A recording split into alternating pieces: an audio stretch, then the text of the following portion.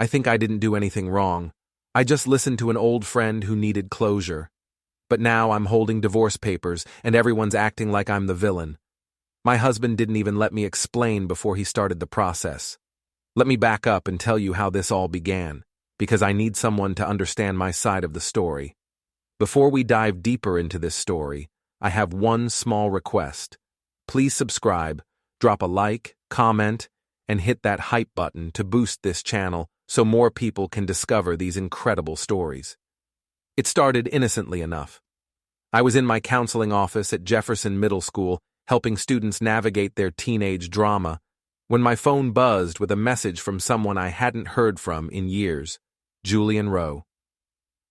Hey Evadne, saw your LinkedIn. Congrats on the counseling career. Would love to catch up sometime. Julian. My college boyfriend, the one who got away. Or rather, the one I let go when I met Martin during my senior year. We'd had something intense back then, the kind of relationship that burns bright and leaves you wondering what if, even years later. I stared at the message for a long moment before typing back, "Hi Julian. Thanks. Yeah, things are good. How are you?" What followed was a week of casual texting. Nothing inappropriate, just two old friends reconnecting. He told me about his job in marketing, his recent divorce, how he'd been thinking about college friends lately. I shared updates about my work, mentioned Martin and our 6-year-old daughter Chloe in passing. But something felt different when I talked to Julian. Exciting. Like a part of me I'd forgotten about was waking up. "Everything okay?" Martin asked one evening as I quickly put my phone face down on the kitchen counter. "You seem distracted lately." "Just work stuff," I said, turning back to the dishes. "You know how it is with the kids at school." Martin nodded, but I caught him watching me with that analytical look he got, the same one he used when reviewing financial reports at his job. It made me feel defensive, like I was being audited. "I'm fine, Martin. Adults are allowed to have friends and conversations without being interrogated." I wasn't interrogating. It feels like it. I dried my hands on the dish towel more aggressively than necessary. I spend all day helping other people work through their problems. When I come home, I just want to relax, not be questioned about every text message. Martin raised his hands in surrender. "Okay, sorry. I was just checking in." But his wariness lingered. I could feel it in the way he glanced at my phone when it buzzed, in the slight pause before he answered when I said I'd be staying late at work. My best friend Dina thought Martin was being ridiculous when I vented to her about it during lunch. "Honestly, Ev, the insecurity isn't a good look on him," she said, stabbing her salad. "You're a grown woman.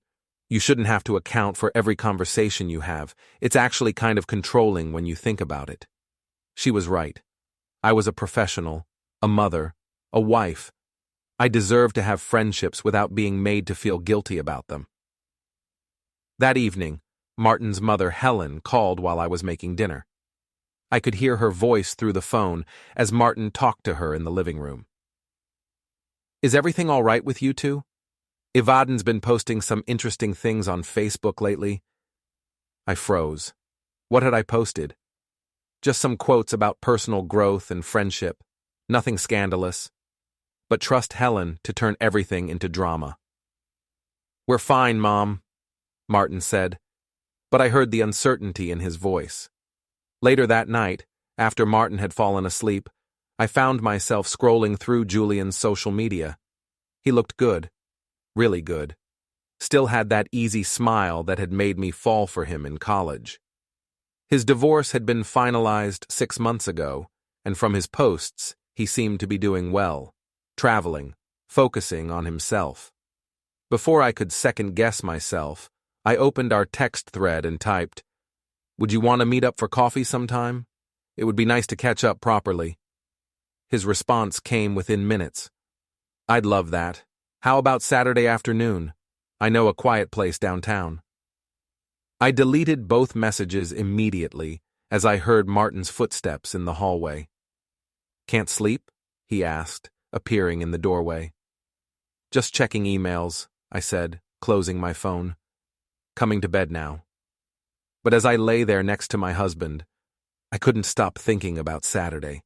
The cafe Julian had chosen was perfect, tucked away on a side street downtown, the kind of place where you could have a private conversation without running into anyone from our suburban social circle. I'd told Martin I was meeting with a colleague to discuss a difficult student case. Not technically a lie, I reasoned. Julian and I were discussing our past, which was complicated, and I was a counselor. It made sense in my head. Julian was already there when I arrived, sitting in a corner booth with 2 coffee cups waiting. He stood to hug me, and for a moment I was 21 again, breathing in his familiar cologne. "You look amazing, Ev," he said, and I felt a flush of pleasure that I hadn't experienced in years. "Thanks. You look pretty good yourself." We settled into easy conversation about work, mutual friends, changes in our hometown. But gradually, Julian steered us toward more personal territory. "I have to ask," he said, leaning forward. "Are you happy? Really happy?" The question caught me off guard. Of course I'm happy. I have a good life. That's not what I asked. I found myself opening up in ways I hadn't expected. About how Martin and I had fallen into a routine that felt more like roommates than lovers. How he was so focused on financial planning and stability that he'd forgotten about spontaneity and romance. How I sometimes felt like I was suffocating in the suburbs, going through the motions of a life I'd never consciously chosen. "Martin's a good man," I said, feeling guilty even as the words left my mouth. "But sometimes I wonder if we just settled for each other because it was convenient, safe." "You deserve more than safe," Julian said, his hand moving across the table to cover mine. "You always did." My phone rang, Martin's ringtone. I pulled my hand away and glanced at the screen. "I should take this," I said, stepping away from the table. "Hey, how's the meeting going?" Martin asked. "Fine, just wrapping up," I lied, watching Julian watch me from across the cafe. "Okay, well, I'm picking up Chloe from soccer practice. Want me to start dinner?" "Sure, that would be great. I'll be home in an hour." When I returned to the table, Julian was smiling. "The husband checking up on you?" "He's not checking up. He was just... Never mind." "It's okay, Ev. I get it. But you shouldn't have to report your every move to someone. That's not what love looks like." The conversation continued for another hour, growing increasingly intimate. Julian told me about his marriage, how his ex-wife had never understood his ambitions, how lonely he'd felt even when they were together. "I think about us sometimes," he admitted as we prepared to leave. "About what might have been if you hadn't chosen him." "Julian, I'm not asking you to do anything about it. I just want you to know that some of us still see the real you, the woman you were before you became someone's wife and mother." I drove home in a daze, Julian's words echoing in my head. When I walked into our house, Martin was helping Chloe with homework at the kitchen table, dinner warming in the oven. It was a perfect domestic scene, but instead of feeling grateful, I felt trapped. "How was your meeting?" Martin asked, looking up from Chloe's math worksheet. "Good. Productive." The lies came easier now. That night, after Chloe was in bed and Martin was watching his financial news programs, my phone buzzed with a text from Julian. "Tonight felt like old times. I miss you." I stared at the message, my heart racing. I should delete it. I should tell him this was inappropriate. Instead, I found myself typing back, "I miss you too." I deleted the conversation thread immediately, but the words hung in the air like a confession. "Everything okay?" Martin asked, noticing me staring at my phone. "Just tired," I said, but when I looked up, I saw something in his eyes I'd never seen before. Suspicion. My mother called the next morning while I was getting ready for work. "Honey, I saw your Facebook posts about needing real connections and authentic friendships. Is everything all right with you and Martin?" "Everything's fine, Mom. Can't a person post inspirational quotes without everyone reading into them?" "Of course, dear. Well, your father and I went through a rough patch once, and I remember feeling like I needed something more. Just be careful, okay? The grass isn't always greener. But as I hung up the phone and saw another text from Julian waiting, I couldn't help but wonder if maybe, just maybe, it was. By the third week of my renewed friendship with Julian, I'd gotten careless. We'd met twice more for coffee, and I'd started looking forward to our conversations more than anything else in my day. He made me feel interesting again, desirable, like the woman I'd been before I became consumed by parent-teacher conferences and mortgage payments. The problem with small communities is that everyone knows everyone. I should have remembered that when Julian suggested we meet at the new bistro closer to town. Mrs. Pierce? I looked up from my conversation with Julian to see Amanda Morrison, mother of one of my students, standing by our table with a confused expression.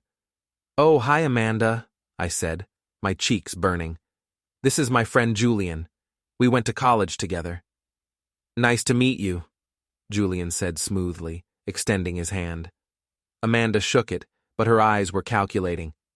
"Well, I'll let you get back to your meeting. See you at the parent conference next week, Mrs. Pierce." As she walked away, I could practically see the gears turning in her head. By tomorrow, half the school would know I'd been having an intimate lunch with a man who definitely wasn't my husband. "Maybe we should be more careful about where we meet," I said to Julian. "Or maybe you should stop caring what other people think," he replied. "You're not doing anything wrong, Ev. You're having lunch with a friend." But when I got home that evening, Martin was waiting with his arms crossed, and that financial analyst expression I'd grown to dread. "So," he said, "Amanda Morrison called." My stomach dropped. "About what?" "About seeing you at lunch with some guy. She was concerned, thought maybe I should know." His voice was carefully controlled, but I could hear the hurt underneath. "Want to tell me about it?" "It's not what you think." "What do I think, Evadne?" "You think I'm cheating, which is ridiculous. Julian is an old friend from college. We've been catching up, that's all." "Julian?" Martin repeated the name like he was filing it away. "And you didn't think to mention these catch-up sessions because I knew you'd react exactly like this," I snapped, going on the offensive. "I can't have a simple friendship without you making it into something sordid. It's exhausting, Martin. A friendship you've been hiding." I wasn't hiding anything. I just didn't think it was worth the drama, and clearly I was right. Martin stared at me for a long moment. "We've been married for 8 years, Evadne. In all that time, have I ever given you reason to think I'd be unreasonable about your friendships?" The question hung in the air because we both knew the answer. Martin had never been jealous or controlling. He'd always supported my friendships, even the ones with male colleagues, but admitting that would mean acknowledging that this situation was different. "This is different," I said instead. "You're different. You've been suspicious and paranoid for weeks. Maybe because my wife has been acting suspicious for weeks." The fight escalated from there, with both of us saying things we couldn't take back. Martin ended up sleeping on the couch, and I lay awake feeling justified and victimized. The next day at work, I could feel the whispers following me down the hallways. Amanda Morrison had clearly been busy. By lunchtime, even my colleague Sarah was giving me sympathetic looks. "You know," she said carefully, "if you ever need to talk." "There's nothing to talk about," I said firmly. "People need to mind their own business." But the damage was spreading beyond school. That evening, Martin's brother Simon called. "Hey, just checking in," he said when I answered. "Mom mentioned there might be some tension between you and Martin." "Your mother needs a hobby," I said. "Look, Evadne, I'm not taking sides here. But maybe you could give Martin some space to process whatever's going on. He's pretty shaken up. Nothing's going on except your family's overactive imagination." After I hung up, I vented to Dina, who was appropriately outraged on my behalf. "They're all ganging up on you," she said. "It's classic in-law behavior. They never thought you were good enough for their precious Martin, and now they're using this as an excuse to attack you." She was right. Helen had never fully accepted me, always making little comments about my career choices or parenting decisions. This was just another way for her to undermine me. That night, I posted on Facebook. Sometimes the people closest to you are the ones who understand you least. Grateful for real friends who see the authentic you. Authenticity, ta friendship, ta growth. Within an hour, Dina had liked and commented with supportive emojis, but I also noticed that several of Martin's family members had seen the post without reacting. The battle lines were being drawn. At dinner, Chloe looked between Martin and me with worried eyes. "Why is Daddy sleeping on the couch?" she asked. "Daddy just has a cold," I said quickly. "He doesn't want to get Mommy sick." But 6-year-olds are perceptive. "Are you and Daddy fighting?" "Sometimes grown-ups disagree about things," Martin said gently. "But we both love you very much, okay?" After Chloe went to bed, I found Martin in his home office, surrounded by papers. He looked up when I entered, and for a moment, I thought he might apologize, might admit he'd been overreacting. Instead, he said, "I've been thinking. Maybe we should try counseling." "I don't need counseling. I need my husband to trust me." "Then help me trust you, Evadne. Show me these innocent text messages. Let me meet this Julian guy. If it's all above board, you shouldn't have any problem with transparency." The request was reasonable, which made it infuriating. I shouldn't have to prove my innocence to my own husband, and I shouldn't have to hear about my wife's secret lunch dates from other people. We stared at each other across an impossible divide. Later that night, as I lay in bed alone, I realized Martin hadn't asked to see my phone again. In fact, he'd been strangely quiet about demanding details. I should have wondered why. The monthly family dinner at Helen's house had always been a trial, but this time felt different. The moment Martin and I walked through the door with Chloe, I could sense the undercurrent of tension. Conversations stopped mid-sentence when I entered rooms, and I caught Helen's friends exchanging meaningful glances. "Evadne, dear," Helen said with that fake sweetness she'd perfected over the years. "You look tired. Everything all right?" "Everything's fine," I replied, forcing a smile as I helped Chloe out of her jacket.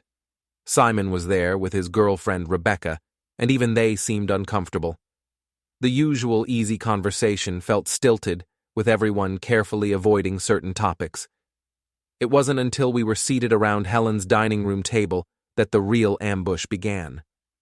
"So," Helen said, cutting her roast beef with surgical precision, "I've been hearing some interesting things from friends around town." Martin's fork paused halfway to his mouth. "Mom?" "No, I think this needs to be addressed," Helen continued, her voice gaining strength. "Apparently, Evadne has been seen around town with some man, having intimate lunches, looking quite cozy." The table fell silent except for the sound of Chloe humming to herself as she played with her mashed potatoes, blissfully unaware of the adult drama unfolding around her. "Helen, that's completely inappropriate," I said, my cheeks burning. "My friendships are none of your business." "They become my business when they affect my son and granddaughter," she shot back. "When they become the subject of gossip all over town." "What gossip?" I demanded, though I had a sinking feeling I knew exactly what gossip. Rebecca shifted uncomfortably in her seat. "Maybe we should talk about this later when—" She glanced meaningfully at Chloe. "No," Helen said firmly. "I think Evadne needs to hear this. Amanda Morrison wasn't the only one who saw you, dear. Carol Hendricks saw you at that cafe on Maple Street, holding hands with some man across the table, looking very much like you were having an affair." "We weren't holding hands," I protested, even as I remembered Julian's hand covering mine. "And I'm not having an affair. Julian is an old friend from college. We were catching up." "Julian," Helen repeated, the same way Martin had. "And does this Julian know you're married?" "Of course he knows I'm married. And yet he's comfortable having secret meetings with another man's wife." Simon tried to intervene. "Mom, maybe we should—" "Stay out of this, Simon," Helen snapped. Then, turning back to me, You want to know what people are saying, Evadne? They're saying that poor Martin Pierce's wife is running around town with her ex-boyfriend while he's at home taking care of their daughter. They're saying she's having a midlife crisis and destroying her family for some fantasy. That's not... People don't know what they're talking about, I stammered. But I could feel the truth of her words hitting their mark. Don't they? Helen leaned forward. Because from where I sit, it looks like you're doing exactly what they're saying. You're sneaking around, lying to your husband, posting cryptic things on social media about authentic connections and being understood. It's embarrassing, Evadne. For all of us. I looked around the table for support, but Rebecca was studying her plate, Simon was avoiding eye contact, and Martin was just watching me with that analytical expression, waiting to see how I'd respond. This is ridiculous, I said, standing up abruptly. I'm not going to sit here and be attacked by someone who's never liked me anyway. You've been looking for an excuse to turn the family against me since the day I married Martin. I've been nothing but welcoming to you, Helen said coldly. But I won't stand by and watch you hurt my son. I'm not hurting anyone. I'm trying to maintain a friendship with someone who actually understands me, who doesn't judge every move I make or turn innocent conversations into evidence of some grand conspiracy. Innocent conversations, Helen repeated. Is that what you call deleting text messages? Because yes, dear, we know about that too. My blood ran cold. How do you... Mommy? Chloe's small voice cut through the tension. Why is everyone yelling? The room fell silent as all eyes turned to my 6-year-old daughter, who was looking around the table with wide, frightened eyes. Nobody's yelling, sweetheart, Martin said gently, reaching over to stroke her hair. The grown-ups are just having a discussion. It sounds like yelling, Chloe said, her lower lip trembling. I felt a surge of anger at Helen for creating this scene in front of my daughter, but before I could say anything, Martin stood up. You know what? He said quietly. I think it's time we all knew the truth. He walked to the living room and returned with a manila folder I hadn't noticed him bring in. Martin, what are you doing?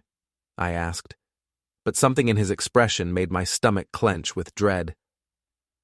I'm done with the lies, Evadne. I'm done with the gaslighting and the manipulation.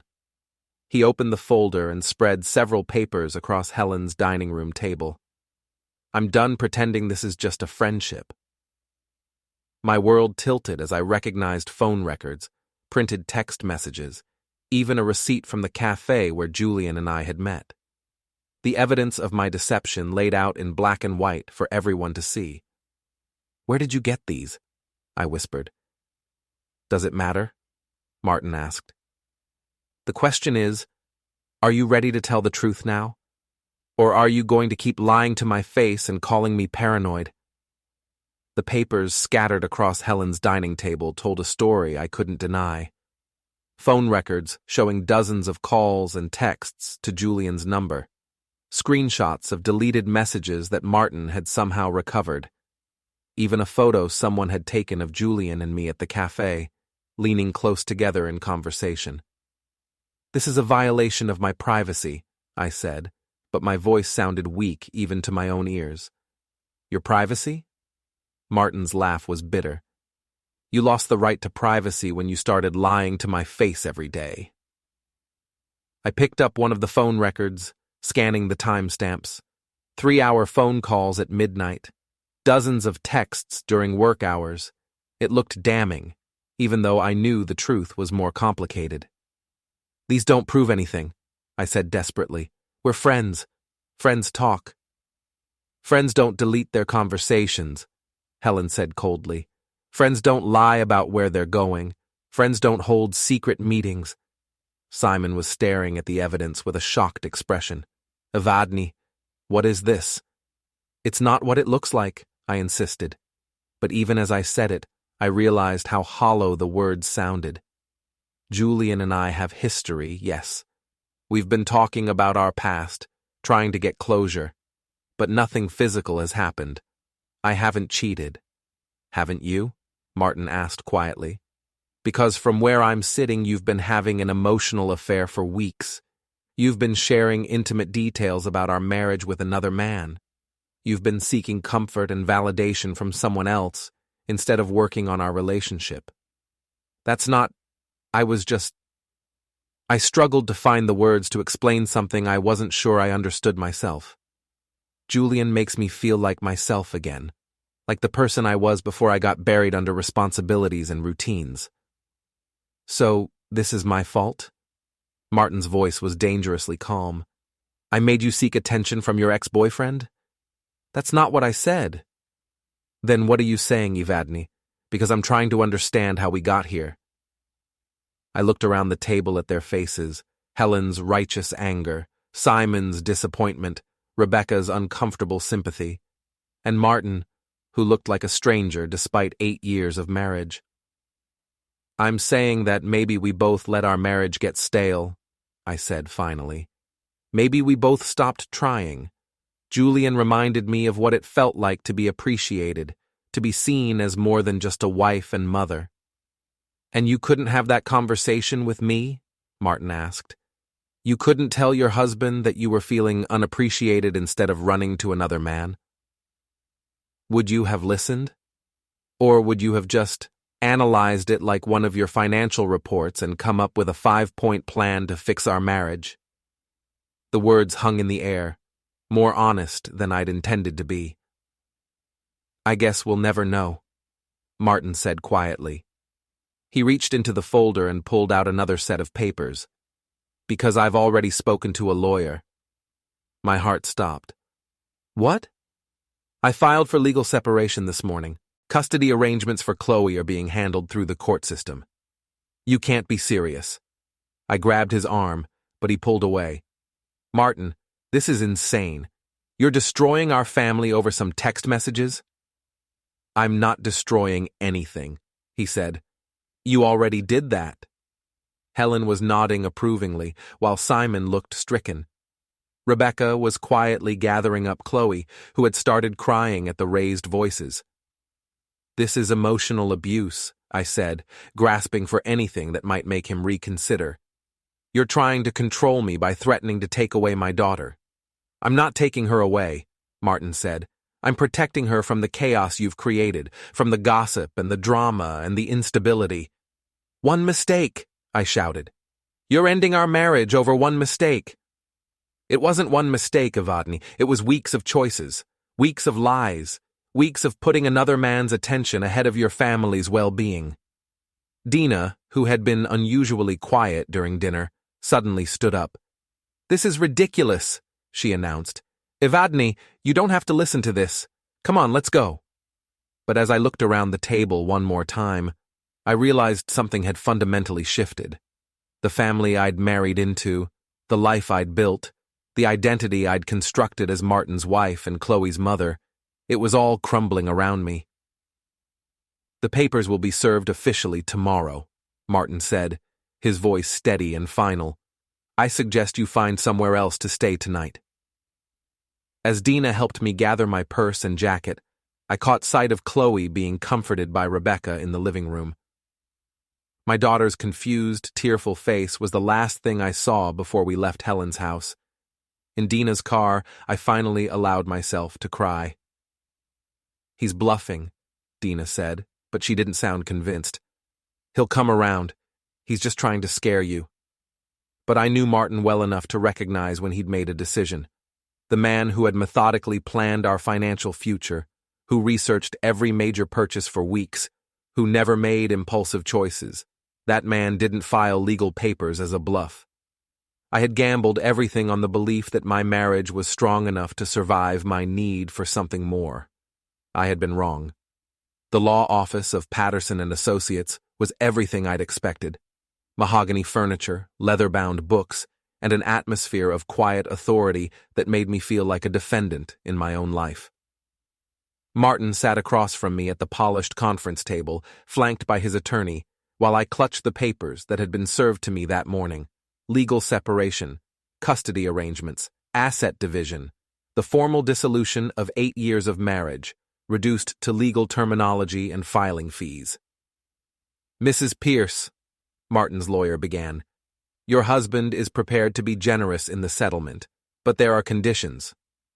I looked at Martin, searching for some sign of the man I'd married, but his expression was professionally neutral. "What conditions?" "Primary custody of Chloe remains with Mr. Pierce, with supervised visitation for you until the court determines that the current situation has been resolved." Supervised visitation? I felt like the air had been sucked out of the room. "She's my daughter. She's also a child who's been exposed to considerable instability recently," the lawyer continued. "The court's primary concern is her well-being." "This is insane," I said, turning to Martin. "You can't seriously believe I'm a danger to our own child." For the first time since we'd sat down, Martin spoke directly to me. "I believe you're going through something that's affecting your judgment. Until you figure out what that is, I think Chloe needs stability. I'm her mother. Yes, and I'm hoping you'll remember what that means." The lawyer slid another document across the table. "There's also the matter of the restraining order." "Restraining order?" My voice came out as a squeak. "Against Julian Rowe," Martin said quietly. "He's not to contact you directly or indirectly while these proceedings are ongoing." I stared at him. "You can't control who I talk to." "Actually," the lawyer interjected, "given that Mr. Rowe's contact with you has been cited as a contributing factor to the breakdown of the marriage, the court can and will restrict that contact if it's deemed necessary for the stability of the family unit." "What family unit? You're the one breaking up the family." Martin leaned forward slightly. "Evadne, I need you to understand something. This isn't punishment. This isn't revenge. This is me trying to save what's left of our family before it's completely destroyed. By taking away my daughter and controlling who I can speak to? By creating boundaries that should have existed all along." The meeting continued for another hour, covering financial arrangements, property division, and temporary living situations. I would stay in the house until it was sold. Martin and Chloe would remain at Helen's. I would have supervised visits with Chloe twice a week, pending a psychological evaluation. "A psychological evaluation?" I repeated, certain I'd misheard. "Standard procedure in custody cases involving questions of parental fitness," the lawyer explained matter-of-factly. As we left the law office, I grabbed Martin's arm in the parking lot. "Please," I said, not caring how desperate I sounded. "Don't do this. We can work through this. I'll cut contact with Julian. I'll do counseling. Whatever you want." Martin looked at me with something that might have been pity. 6 weeks ago, if you'd come to me and said you were feeling disconnected from our marriage, I would have done anything to fix it. If you'd told me you were struggling with feeling unappreciated or taken for granted, we could have worked on it together. We still can. No, we can't. Because you didn't come to me. You went to him. You shared our private business with another man. You lied to me every day for weeks. You made me doubt my own sanity with your gaslighting. His voice remained calm, but I could see the pain underneath. I can't trust you anymore, Evadne. And without trust, we don't have a marriage. So that's it? 8 years, and you're just giving up? I'm not giving up. I'm accepting reality. He got into his car, then rolled down the window. The Julian situation was just a symptom. The real problem is that you've convinced yourself that your wants matter more than everyone else's needs. Until you figure that out, you're not the woman I married, and you're not the mother Chloe deserves. I stood in the parking lot, watching him drive away, feeling like I was witnessing the end of my entire world. That evening, I sat alone in our house. My house now, I supposed, surrounded by the evidence of our life together. Chloe's artwork on the refrigerator, wedding photos on the mantel, Martin's coffee cup still in the sink from the morning everything fell apart. My phone had been eerily quiet all day, Julian apparently had received his copy of the restraining order and disappeared from my life as quickly as he'd reappeared. Dina had sent a few supportive texts, but even she seemed to be keeping her distance now that things had gotten legal. My mother called around dinner time. "Honey, Helen told me what happened. Are you all right? Did she tell you her version, or the truth?" "She told me you've been having an affair and Martin's filed for divorce." I closed my eyes. "It wasn't an affair, Mom. Not physically." "Oh, sweetheart." Her sigh carried years of disappointment. "What were you thinking?" "I was thinking that I deserved to feel alive again, that I deserved to be appreciated and understood. By someone other than your husband? Martin and we'd grown apart. We were more like roommates than lovers." "So you talked to another man about it instead of your husband?" "It wasn't like that." "It's exactly like that," my mother said firmly. "Evadne, I raised you better than this. Marriage isn't about feeling alive every minute. It's about building something together, even when it's boring, even when it's hard." After she hung up, I poured myself a glass of wine and sat on the couch where Martin had been sleeping for weeks. I tried to remember when things had started going wrong, but I couldn't pinpoint a moment. Maybe that was the problem. It hadn't been a dramatic breakdown, just a slow drift toward indifference. But instead of fighting for my marriage, I'd let Julian make me believe that I deserved something better, something easier. Now I was alone in a house full of memories, facing supervised visits with my own daughter, while Martin moved on with the methodical precision that had once annoyed me and now seemed like wisdom. I'd wanted to feel special, to recapture the excitement of being desired and understood. Instead, I'd lost everything that actually mattered. The divorce papers sat on the coffee table in front of me, official and final. Tomorrow I would have to figure out how to rebuild a life I'd thoughtlessly destroyed. But tonight, I just sat in the silence of my empty house and wondered how someone who counseled others through their problems had managed her own so badly. The answer, I was beginning to realize, was that I'd never seen it as a problem to be solved. I'd seen it as a life to be escaped, and now I was learning the difference between the two. Don't forget to hit like, subscribe, and turn on the bell so you don't miss the next story. Write in the comments from which city you are watching.